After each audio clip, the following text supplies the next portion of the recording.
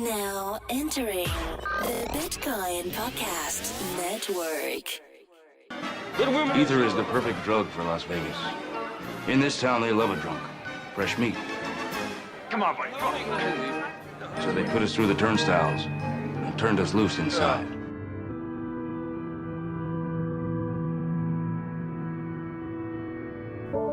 Welcome to a special episode of Dose of Ether, where Bijan goes to the Crypto Invest Summit and has some one-on-one conversations with new, interesting entrepreneurs in this space.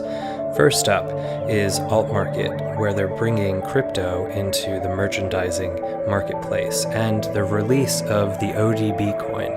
Yes, ODB of the Wu-Tang infamy. Next up is the Bitcoin energy drink, and it's exactly as it sounds. Now, next up after that is Monarch. It's a wallet, and it has a very interesting business model based around regulatory compliance as a form of security. And finally, we bring you Abra. Abra is a mobile application that is probably the first place where I saw you could buy Bitcoin through a credit card payment. Very interesting product offerings, highly focused around usability and onboarding new customers. Stay tuned.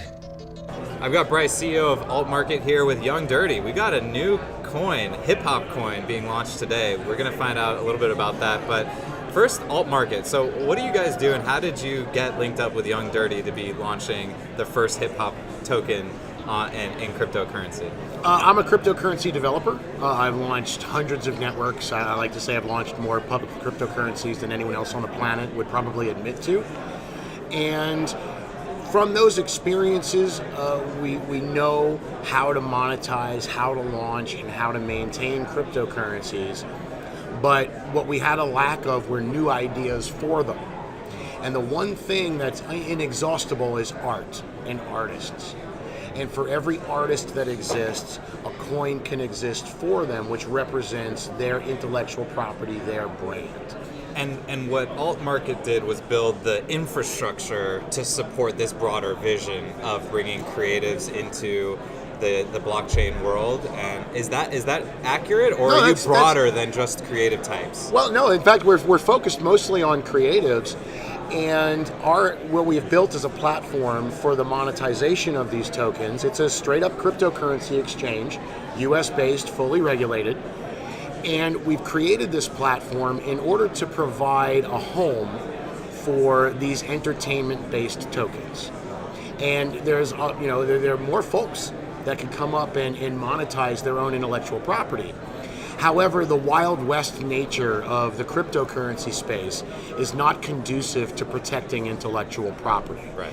And so really what we do is we provide that safe place within the crypto Wild West where you can come and bring big value intellectual property and apply it to cryptocurrency. All right, well, let's get into that in a second. Young Dirty, how did you get involved with this, and where do you see the future of hip hop and honestly, blockchain? Cryptocurrency was all over the internet. And so you saw the hype machine on Twitter. I seen the hype machine, and I met a few people, and the universe has been blessing us, how everything sets itself up.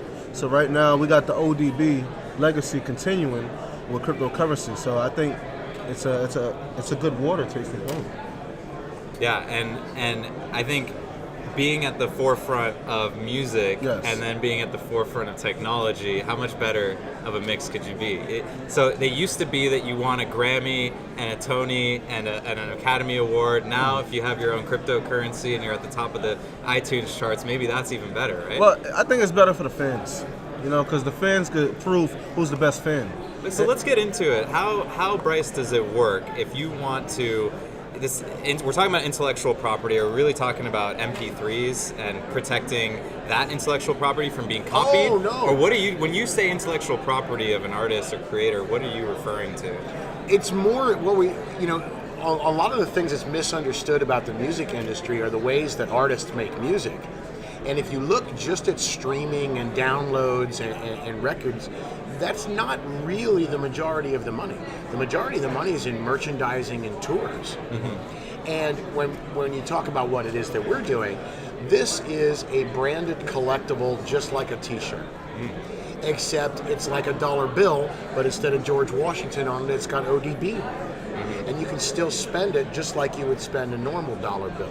So it's taking the things that make cryptocurrency unique and combining them with the collectible aspect of celebrity merchandise. And so let's get specific about what a collectible looks like from a consumer standpoint. So is it a digital token that I'm collecting, or is it a physical ODB coin? No, this is actually a digital token, and the sale itself is what determines the long-term rarity and scarcity of the collectible. So, for instance, if you're we call these initial artist offerings, or IAOs. Interesting. In order to differentiate them from ICOs, because the sale process is different and the regulatory compliance, therefore, is also different. So from that point, the sale is literally what constructs the paradigm afterwards as far as how these coins operate. So it establishes that Austrian economic balance that we're all So after. that would work if there's an implied utility to the purchase of that. not. So what do you buy? Hold on. Well, Wait a minute now. well, let me ask the question. What do you buy with the ODB coin? You can get exclusive ODB merchandise, and we call it proof of fame. You don't have to spend the coins to gain value from them. We know when you bought them, we know who you are, we know how much you bought them, we know when, did you buy them late, did you buy more later, did you sell them? And we have all of this data because it's on a blockchain. And we can then engage fans directly based on the activity that we know that has transpired within the fan base itself. Gotcha. So you're finding a way to create a community that is not amorphous and all around the world and like maybe linked to the music. Now you're linking them up with a physical or a non-physical digital object that you can now coordinate around. So you can identify who the top 5% of fans are, and you can design a program for them based on, let's say, how deep in the Young Dirty fan base they are, right? That's right. How far they go. I mean, and they're gonna get reputation with that community, right? So the more that you own, the higher your credibility within that space of Young Dirty fans you're going to be. If I have 100 Young Dirty coins, I'm going to look a little bit like I'm flossing a little bit more than the guy who does it, right? And exclusive membership to products. So tell me about are there specific product lines that are being developed that you can only get with these coins? Absolutely. And experiences as well? Absolutely. And that would drive up the demand for the token, right? If you can only get access to Young Dirty through these different mechanisms. Definitely going to be exclusive material released. Yeah, and honestly, it's not about the appreciation in value. And I know that's something that cryptocurrency is very focused on, but that's not what fans are focused on. And fans want the experience. And if that experience can be provided for $10, then that's worth every single penny. And if that fan comes back and engages more with that artist, then that's money well spent. The speculative aspect is really secondary or even tertiary to the level of direct engagement that fan now has with their favorite celebrity. That's truly just, you can't put a price on that. Yeah, and it'll be interesting to see because we're so early in this, and like the non-fungible tokens, the getting artists involved, which I think is really great. Like these ideas of loyalty programs, of fan base community organization, and coordinating these big groups of people that all have the same interests, but have no real way to interact transactionally outside of like discussion forums. They're chatting away, but outside, like what are they doing to come together? Now, music is the one industry where that has actually come up naturally over the years. And I like to use the example of the Grateful Dead, where if you've ever been on tour with the Grateful Dead, there's an entire barter system of fan economy that has been created over the last 40 years. Now, if you look at also how Bitcoin started, if you slip a cryptocurrency into that sort of environment, it instantaneously gains monetary value without ever being traded for $1. Right. And when you look at what all fan economies then share with, for instance, the Grateful Dead family, then it becomes very obvious what it is that we're doing. It's very interesting because it's creating a mechanism where the users can contribute in a way that they never could before and increase the value of the whole system, right? So like when I see a guy with an old G35 on the street, I wave to him because I know he's got the same car as I did. You know, we have this kinship. They went through the experience. They went through the experience. So we have that in common. If we had a common transactional language and a currency that we could now say, hey, we're supporting this group. You buy from me, I buy from you. We're all using Young Dirty or ODB coins. Now you're building a community that's helping each other and growing organically without the central banks and all this other stuff. And built around the ideals of that celebrity. Right. So for as many different celebrities as there is as many different cottage communities as there might be. And you don't have to belong to just one. Right. You could belong to all of them. And each has its own specific niche that it offers. Yeah, it's very interesting, and I'm excited to see what's coming up next for you guys. So tell me what's going on now and what our listeners should know about Alt Market and the project you guys are doing right now. Well, the pre-sale just started.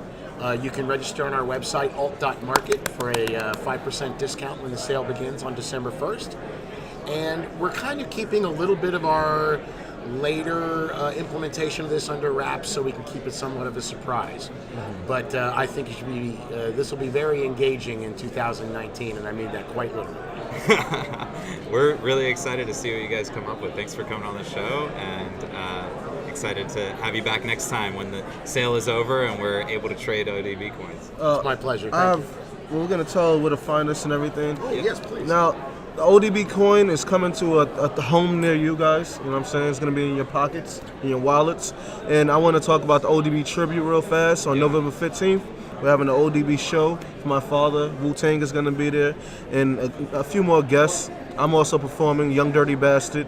Where is that? This is in New York City. Oh, okay, cool. Yep, Brooklyn. So everybody out in New York City in the area? Oh yeah. You could. The name is called Roulettes. It's right there in Brooklyn. You know, the heart of Brooklyn. And that was November 15th, right? November 15th, correct. All right, we're excited to come out. I'll definitely check the prices on for flights out to New York City to come check you out, man. Oh yeah. Check it out on Eventbrite, actually. Yeah, eventbrite.com. They're going to have Young Dirty on there. Alt.market. Check it out now. The very first hip-hop cryptocurrency to be launched very soon. Excited to see what happens with that. Thanks, guys. Thank you so much.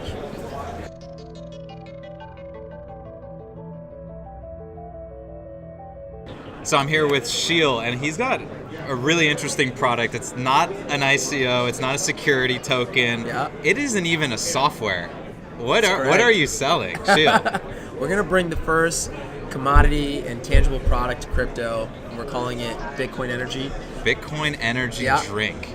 Bitcoin Energy drink. And how can you put Bitcoin on a product and not get sued out of the universe? Well, first of all, when you think of Bitcoin, who created Bitcoin? Satoshi Nakamoto. Everyone knows that. Exactly. But nobody knows who Satoshi is. Oh, I see. Right? The creator's anonymous. So Satoshi could sue you? You know what? It's open source code on the internet. So he doesn't even own Bitcoin, the name. Right. It's public domain. Right. Wow. So you've got Bitcoin Energy drink. What does it taste like? Yeah, kind of like you see your podcast is named after Bitcoin. Yeah. Right. I guess that's a good point. Satoshi can't come after you. I guess that's a good point.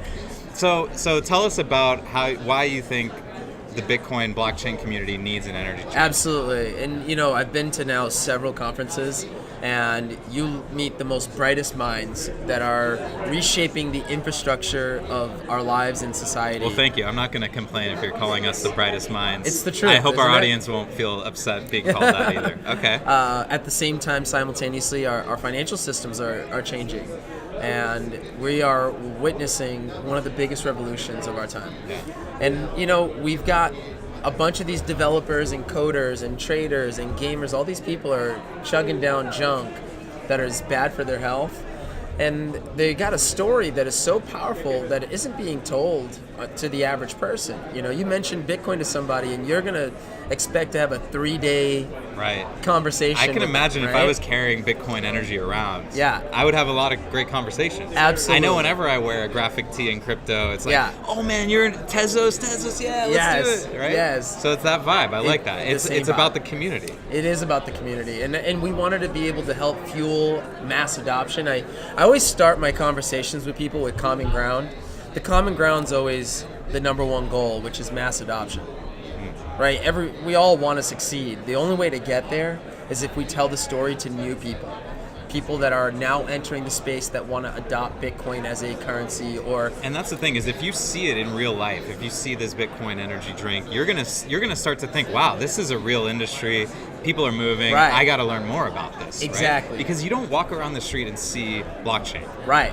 And if there was an energy drink at my local store, you better believe I'm going to pick it up over Red Bull Energy. And by the way, guys, I'm not an investor. They're not paying me for this. I think it's cool. We don't talk to people who are building physical things that Right. you can drink Right. every day if Exactly. you want. Probably shouldn't though. So what makes it healthy though? You said healthy. Yeah. So we've got That's a all big our- concern for me. Totally. You know, living in Santa Monica. Understandably. If you're not eating kale, then you're nobody. So Right. is there kale in this energy drink?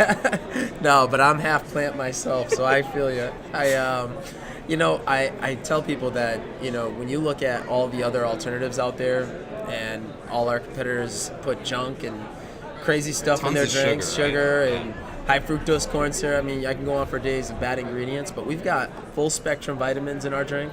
We've got plant sourced ionic minerals. We use organic aloe, organic green tea for the caffeine. We work really hard. We also have a superfruit out of Asia called mangosteen, which is I thought those very are good for illegal you. to import. No. That's cool. No, our That process is sounds amazing. tasty. Yeah. Wow, and that sounds amazing. But you Yeah. know the Bitcoin people, they don't eat plants. They eat red meat only. They're Really? the carnivores. You haven't Really? heard? You haven't No. heard the sub segment of the Bitcoin community? They only eat meat. It's pretty amazing. Didn't know that. So, but if there's plant material in there, I'm sure they won't drink it. Really? But for the rest of us, I haven't heard that. you got to I'm new to that. check out the carnivores. Bitcoiners are carnivores? Yeah, check it out, man. No like way, Saif really? Ad-Din Ammous, he wrote the book, The Bitcoin Standard. This guy only eats ribeyes. Really? Go on his Twitter. Whatever city he's in, he's like, "Who wants a ribeye? Let's go eat." It's crazy. But interesting. But we're talking about energy drinks. This Yeah. sounds like a great product. Is it on the market now? Yeah, you can already get it on Amazon. You can get it on bitcoinenergy.com. And we are coming to stores near you. We got a lot of big box retailers that we're talking to that are excited about us. And our international strategy is going to be something everyone's going to get really excited about. That's you know awesome. what also I want to mention too, real quick, is our affiliate program. We created something that, you know, incentivizes a second layer of sharing. So you're going to get 10% rev share just for passing out your link saying, hey, check out my favorite energy drink. And you might end up also knowing a big influencer. There's tons of them in the crypto space, and more every day are coming out. And I can sign up as an affiliate on your website now. Absolutely. So what's the fee? What's the amount? 10%? So you get 10% That's from your amazing. buy link. That's more than you normally get on affiliate. Exactly. And tell me about this cool program that you have at the bottom of the can. Yeah, it's a really cool concept. And just to touch up on the affiliate, customers can pay in Bitcoin, and as affiliate, you can also earn in Bitcoin. And I really wanted that to be a big part of what we do. Because you want people to adopt cryptocurrency, Right. Not just leave it the first chance they get. Exactly. And so the cool thing for customers, this concept I get excited about because our odds are very interesting. Every 10,000 cases, we're going to pull out a unique code from the bottom of the cans where the customers can actually take those codes and submit them on our site and be eligible to win one full BTC. Wow. Which, you know, I kind of did the math. If you were to think, if you're just an average miner, got yourself a rig, what are the odds with the network difficulty right now? How many, unless you're going to go compete with Bitmain and have 2,000 petahashes, you're better off just sharing your favorite energy drink and, you know. That sounds like a pretty costly adoption strategy, Yeah. but pretty cool. Yeah. I think it's great. And so But you see people hodling these cans, dude. I mean, we've been to That's events, and they get so excited about scanning the can. You see people taking pictures Hey, of it. I would if I had the can, you better believe I'm checking that code. Exactly. If there's one Bitcoin, Exactly. I'm checking it. There's only gonna be It's not like 21 million. Monopoly where I feel like when I play at McDonald's, I'm getting screwed either way. Yeah. I'm getting my fries and Yeah. I'm getting negative nutrition, and I'm not going to win the $1 million. My man. Here, we're getting Yes. a healthy drink and the opportunity to win 1 Bitcoin out of every 10,000. Yeah. Which is that's like a 60-cent expected value. Right. That's pretty amazing. Not bad at on all. On a purchase of a can of, Yeah. of energy drink. Here's the critical thing. What's Sure. the price? So it's $35 for 12 ounces of 12 cans. Okay.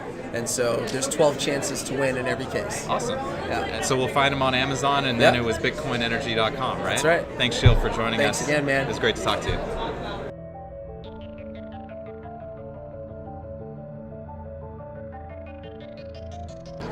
I'm here with Sneh from Monarch Token, and we're going to talk about their currently ongoing ICO and what they do, more importantly, because ICOs, they are what they are. Everybody's got to fundraise. That's the name of the game. You got to get out there and build your product. But why should investors invest in Monarch Token, and what do you guys do that's different from the other layer 1 technologies out there? So right now, we're completely self-funded. We have a decentralized wallet solution that's already live in the application before we even launched our application, before we even launched our ICO, rather. So right now, we're the only wallet that's completely decentralized that hosts Bitcoin, Ethereum, every single ERC20 token. So I'm talking about 2,000 different tokens. And these are wallets that are on the web, or This is a mobile wallet solution. So you have Ripple- Android and iOS apps. Yes. And it supports ERC20s, Ripple, and Stellar, and Bitcoin, and TrueUSD. and TrueUSD. Yeah, And we're how are you able to do that in a decentralized way as a wallet client application? So all the data, all the sensitive data, is actually stored on your device. It never touches the cloud. And So we don't even see, we can't even sniff, or we can't even do anything about it. We don't even know, how much is being transacted, how much volume is actually going through here. So every wallet out there that's on Android or whatever, they are either a wallet designed by the protocol themselves to be able to transact with that currency. Are you just doing kind of like client integrations between different blockchains into your app? Essentially, yeah. And what's the point then of having a blockchain? So on our blockchain side, what we're actually enabling, and why we have a token ourselves, is we're doing the world's first decentralized recurring payment solution. So, and then you're able to pay fees. And what we've also done is we're super compliant. So we're doing a Reg D and Reg A concurrent offering. Who are you doing that with? What do you mean? Which security token company? It's just ERC20. We're issuing an okay. ERC20 token. We've partnered with people like Polymath and Swarm Fund that actually do help with the governance of that. And so one of the things why we're super compliant is we've acquired a broker-dealer license, and we have money transmitter licenses in 48 states. Wow. So, I mean, if the SEC classifies this as a security tomorrow, we'll probably be the only ones that are safe. And tell me a little bit about how the blockchain works. So we have a pretty technical audience. Yeah. It's a recurring payment solution. So I guess there's the two components, right? You have to have the wallet so that people have currency. Yeah. And the recurring payment is so that they can subscribe to different services like a Netflix and get paid and pay over time, or pay every month. So that's the beauty of it, right? When I say decentralized recurring payment solutions, it's really key that we highlight the word decentralized recurring payments, because you could do things like this on Coinbase, which is just a timestamp. Hey, I want to pay X amount of dollars in Bitcoin every single month to this merchant, right? That's something that's very easy, but again, you don't own your own funds. And if the government comes knocking, if the IRS comes knocking, your funds are completely, at risk at that point. So what we do is we use this, I think if you have a technical audience, multi-signature wallets, multi-signature solutions. And so we've patented this technology, a provisional patent on our technology called multi-signature wallet leasing. So what that enables us to do, for example, you own half a signature, or you own a signature, I own a signature. Together we could unlock the wallet. And so me being Monarch. And then you want to pay Netflix $10 every month.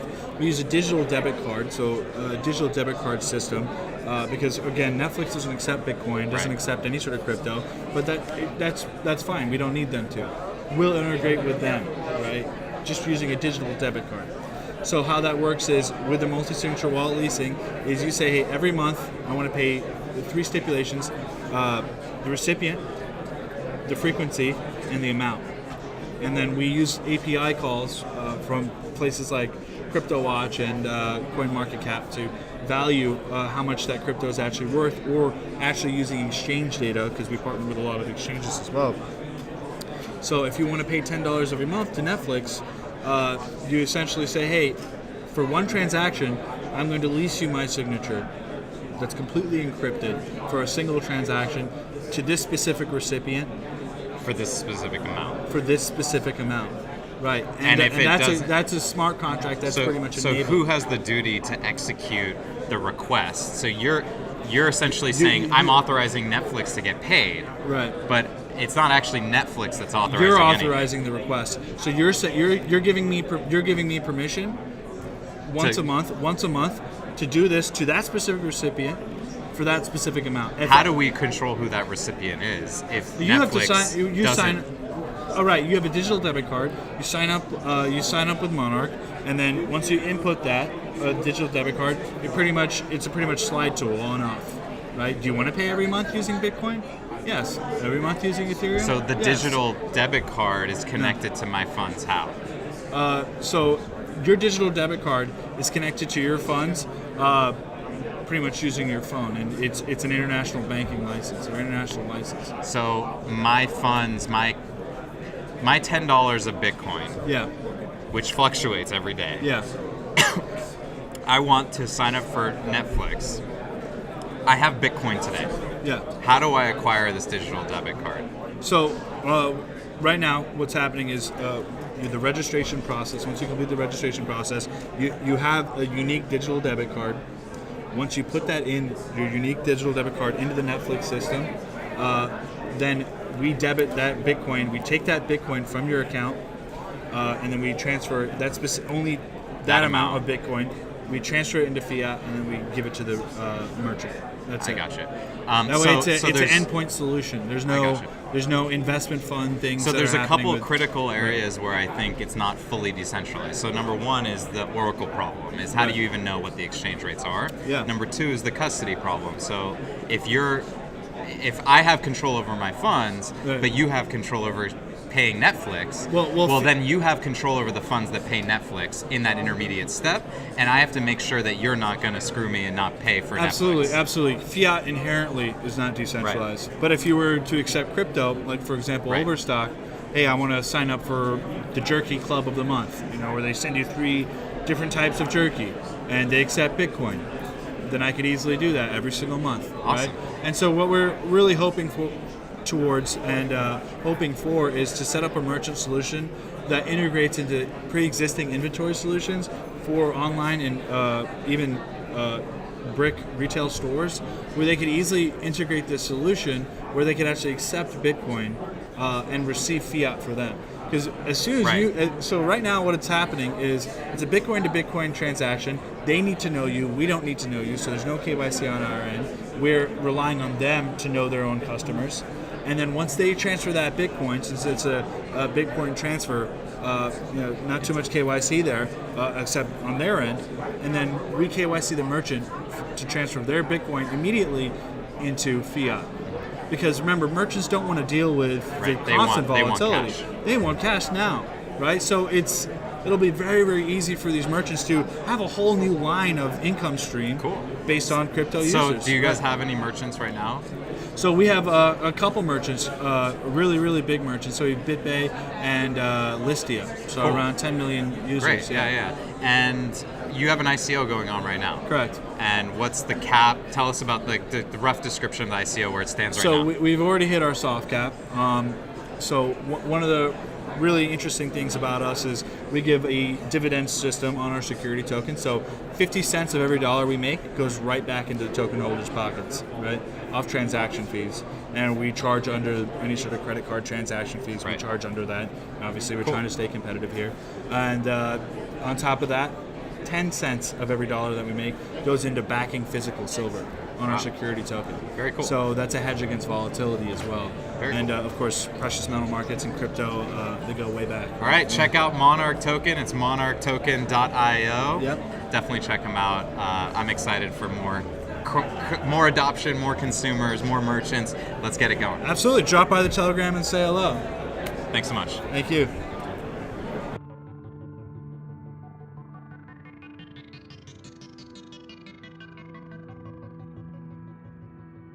I'm here with Bill Barheit, and we're going to talk today about Abra. Abra is a really exciting company in this space, and let's just get right into it. What does Abra do? How are you different? Yeah, so Abra is a first-of-its-kind app for smartphones, iPhone and Android, that allows consumers to buy, hold, invest, store 30 different cryptocurrencies: Bitcoin, Ethereum, Ripple, Litecoin, Bitcoin Cash, Ether, et cetera, as well as 50 different fiat currencies: dollars, euros, pesos, yen, and convert between all 80 different fiat and cryptocurrencies via really simple, easy-to-use smartphone application interface.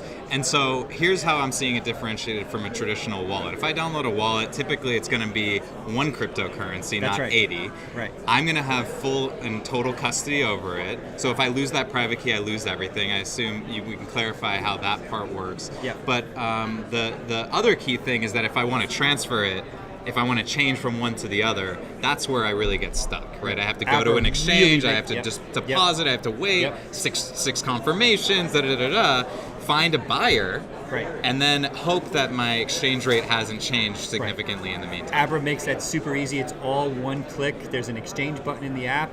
You choose any of the two assets and you can exchange between them in real time. You can even send from your Abra app to someone else's Abra app. So you can send dollars from your Abra app that I receive as Bitcoin, or I can send Bitcoin that you receive as dollars, or you can So send... when we're using Abra, what is the key word that's going to be part of the lexicon in 15 years? Am I Abra-ing? Abra. Yeah, I would say just Abra it. Yeah, we Just do, Abra it. We do Okay. that all the time at Abra. right. Just Abra me the money, or Abra, we want Abra to become a verb for sure. I see. But it was originally, the idea was to develop a global crypto bank that you could use to store cryptocurrencies, invest in cryptocurrencies, send money, pay bills, and even use our technology over time to invest in other asset classes like stocks and Right. bonds. And so technically, I see this as a very big value add for cryptocurrency users today who don't have the trusted custodial services of Fidelity or JP Morgan or whoever else quite yet. Right. And they will. And liquidity will get better and spreads will get shorter and all this stuff in 5, But that's a 10 very years. U.S.-centric comment. We have customers in 100 countries. So we talk to people who say, hey, look, I'm shut out of crypto except for Abra, right? Or even if I have Bitcoin, I am shut out of the altcoin market. I can't And get... where do you operate? Where does Abra operate? We operate literally in like 175 countries. We basically operate in every country in the world except for sanctioned countries like North Korea, Iran, interesting. et cetera. And so why would I use Abra over... I guess if there is no solution out there, Yeah. then Abra is the obvious choice. The vast majority of our customers have no alternative for what they're trying to do. Even if you're in the U.S., go back to what you said before, you want to easily convert Ripple to Monero. Right. How It's a big in the problem. world are you going to convert Ripple to Monero? Now, believe it or not, we have hundreds of thousands of users who are doing that stuff. They're converting a couple of weeks ago, Ripple was skyrocketing in price. We had users converting Bitcoin to Ripple and back again. And so exchanges, when we do this, there are fees at every step of the way, and the withdrawals themselves have fees. How does Abra control costs for consumers? Yeah, so there's no transaction fees on the actual exchange. It's like Travelex at the airport. We set an exchange rate, which is based upon whatever rate we're paying to hedge away our risk in the system, which comes from the exchanges themselves, minus a small spread, which is our risk plus the profit that we make on the transaction. And so you are making money as a market maker and taking some, and with volume, you're making your business work. Correct. So as our business grows, the pennies that we make on a transaction will grow and grow and grow over time, and that's the promise of being like a crypto bank. Right. So the net for the customer would be what? To transact, to deposit? Is it akin to a 3% transaction fee after all of that? It's much lower than that. So there's no cost to get money in and out of the banking system except whatever the bank charges. If you have a bank wire fee or an ACH fee, that's up to the bank. We don't make money on that. We only make money on the spread between those two currencies minus whatever our cost was to do that transaction.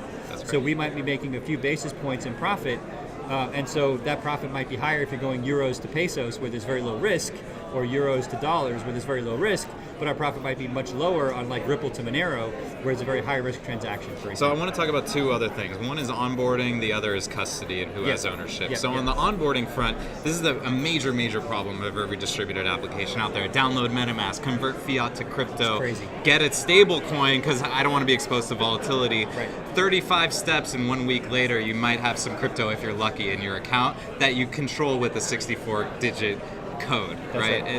It's crazy. Yeah. How is Abra onboarding users in a simpler way? So this is where I think Abra has really killed it as a company. Our users are generally onboarded in seconds and in minutes. So if you're just going to use Abra out of the gate by depositing some Bitcoin or Litecoin or Bitcoin Cash or Soon Ether, you don't even have to tell us who you are. I will never need to know who you are. Even if you want to convert that to dollars, I still don't need to know who you are. The only time I need to know who you are is when you want to access your bank account. And even then, I'm not storing that information. I'm passing it on to the bank to basically log you into your bank account like in a Venmo model, which you can do in real time in Abra, and then immediately initiate that ACH to buy crypto, right? So if you literally have no Bitcoin, want to get Bitcoin for the first time, and you want to do it in seconds, you can just use an American Express card. So if that's one of our investors, we work directly with them to make a seamless credit card purchase even available inside the app. Wow. If you want to wait a day, you can use an ACH, which you can set up in about, I did it the first time in 30 seconds. I just typed in my bank's login and password. Would this also work for protocol or application developers who are trying to integrate a familiar onboarding process for their users to get the token that's going to be useful in their system? Is there an API or some ability for developers and businesses to become merchants on this platform? So we've been looking at ways to expose the ability, especially with Ether, which we're going to be launching soon, native Ether support. We have contract-based Ether investments in the app today. So soon you'll have a native Ether wallet in the Abra app. And we've been looking at ways to make Abra the wallet for other apps that want to do that purchase. We haven't quite figured out how to make the user experience work yet. We just won't launch crap at Abra. I mean, we have a pretty good reputation now of being the guys who go overboard to make this easy. We love that use case that you're talking about, whether it's the CryptoKitties or the other collectibles or ERC20 investments or future token sale investments. There's all kinds of reasons why people are going to want to do what you're saying, and we're trying to figure out how to make that as easy as possible, and then we're going to do it. Love it. Yeah. Now, the final point is I want to make sure that I have ownership of my funds. In the crypto community, this is very critical. Tell me how you ensure that I have retained ownership of my money. Correct. So Abra has no access to your private keys. If you're holding dollars, euros, Bitcoin, Litecoin, Ether, it makes no difference. It's all one big crypto wallet. You get a backup phrase that you have to verify the first time you try to deposit money into Abra. If you don't verify that, you can't use the app. I think it reminds you twice and then it locks you out. So 99.9% of the people have done it because they can't use Abra if they don't do it. So we've never had a user get hacked to lose money at the Abra app because it's physically impossible. You can't hack Abra to steal your crypto because I don't have it, right? So if we have 100 million users, you'd have to hack 100 million funds, right? So that is the correct way to do crypto. It is not to leave your keys on an exchange, which is a really bad idea. I know people that have lost hundreds of thousands of dollars via having their SIM card ported, right, from Verizon to T-Mobile or something like that, and then having their password reset on an exchange, and then they lost all their crypto with no recourse. But with Abra, that can't happen because you're holding the key. So even if your phone gets stolen, you simply get a new phone, download Abra, and put the backup recovery phrase into the new app, and your entire wallet will be recreated.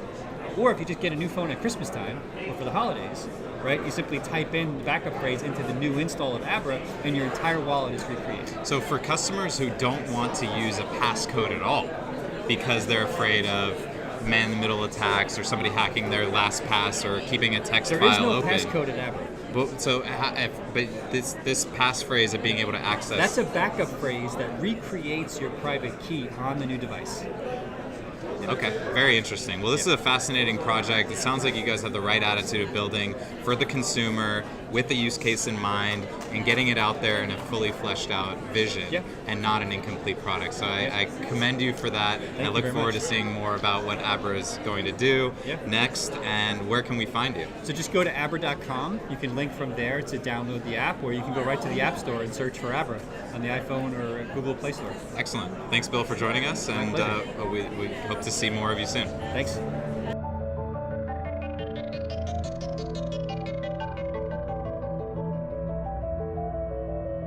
That was our show for today. I hope you enjoyed a few of the interviews that we had. There's over 15, so we're going to share more from the Crypto Invest Summit in upcoming episodes.